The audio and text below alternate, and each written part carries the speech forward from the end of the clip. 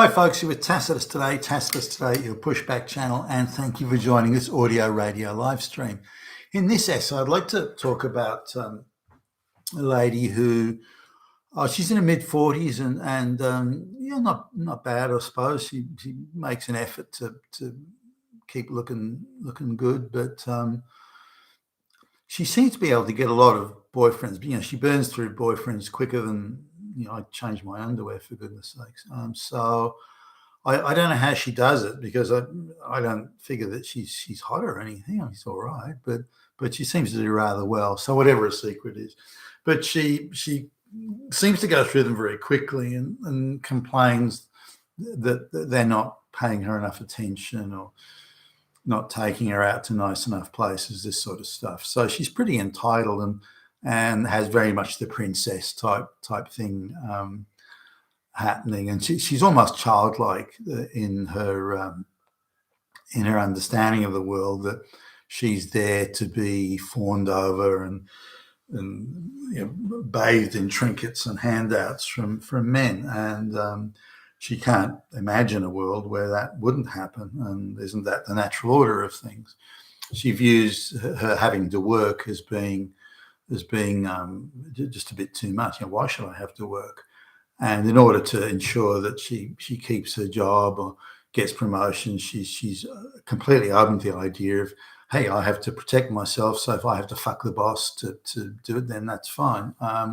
And so I think she overuses the sexuality thing, but I don't know how she can do that. I don't think she's that sexy. It wouldn't work on me, but maybe unattractive men who are hard up or something, maybe it works there, and she clearly picks her targets on that one.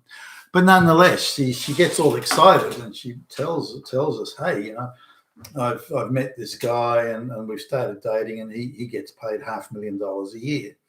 So her understanding of that was that wow, he gets $500,000 a year. He can spend all that money on me. We can go out to the fanciest restaurants. He can buy me designer label clothes. We can go away on 6-star weekends to exotic locations. We can have exotic vacations at a 6-star. All his income is really at my disposal. He is now obligated to spend his high income, and $500,000 a year is, it's sort of money you need to get ahead in Sydney these days. But $500,000 a year is a good income. There's not many people making that sort of money. So her perception is, wow, I've hit the jackpot, and he's going to spend all that money on me. And if he's got any doubt about that, or he hesitates, I'll make damn fucking sure he spends that money on me. So that's her perception of things. Fast forward, I don't know, 6 weeks or something, and she's bitterly complaining. She's seriously put out, pouting like a little snot-nosed entitled brat. This guy isn't spending all his money on her. Now he's got things like, he's got quite a big mortgage to service. He's got car payments on the Maserati, this sort of stuff.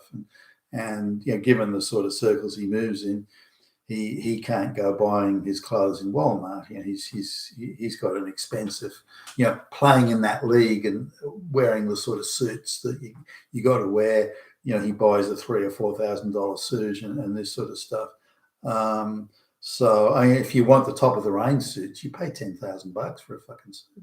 But anyway, he's got a lot of expenses of his own, and he cites, in spite of his high income, he's got high expenses. So he cites, no, we can't. She'll pick a restaurant because it's the most expensive in Sydney. Why can't you take me to that most expensive restaurant? Now, if he wants to go to a cheaper restaurant, or he cites that he's got to get up early in the morning, so he wants to go to the restaurant round the corner, which is maybe fine and the food's nice, but it's not an expensive one. She doesn't really care about the food. She just wants to, the value I have on myself is the value you put on me in the terms of, in terms of the expensive places you take me to. So she complains about, well, he's just not taking me to these super, I picked the most expensive restaurant and said that I wanted to go there, but he actually took me to a cheaper restaurant.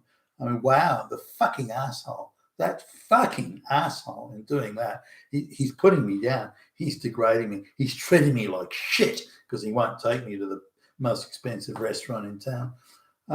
And they went away for an expensive weekend to a hotel that's in that area. It's like a couple of hours drive out of Sydney. In that area is one of the more expensive hotels. It's certainly not a 2.5 star hotel or anything like that. It's in the 5-star class, and they give you a bottle of champagne in the room, and it's quite an expensive place. There's I don't know, it would be $800 or $900 a night, I suppose. Anyway, so she goes there, something way out. I mean, she could never even dream of affording that from her own income. But she expects him to pay. But on the way back, he's in a bit of a hurry to get back. He's got to be somewhere, and she wants to stop at there's a nice restaurant somewhere on the way, coming back for like his evening meal or lunch or something on the way back from this fancy hotel, and she wants to go to a restaurant. He says, no, we don't have time. And he pulls into like McDonald's and just gets drive-through like a burger and fries or something. And she's incensed by this. I didn't talk to him for 2 hours. The fucking asshole. I wanted to go to that nice restaurant. Then she said, well, I need some clothes because we're going here or there. You have to buy them for me.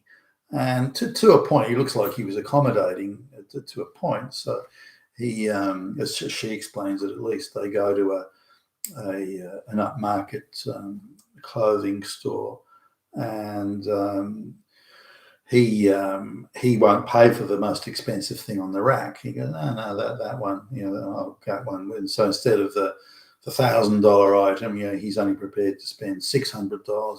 Again, she's outraged. That fucking asshole. He gets paid $500,000 a year. All I want is a $2,000 top or $2,000 pair of pants. What the fuck is wrong with that fucking Nazi, and so on. So that's her perception. So she thinks that she's got to bring the relationship to an end, not because he's a bad guy or he's evil. What she does perceive, just because he's not showering her in enough gifts.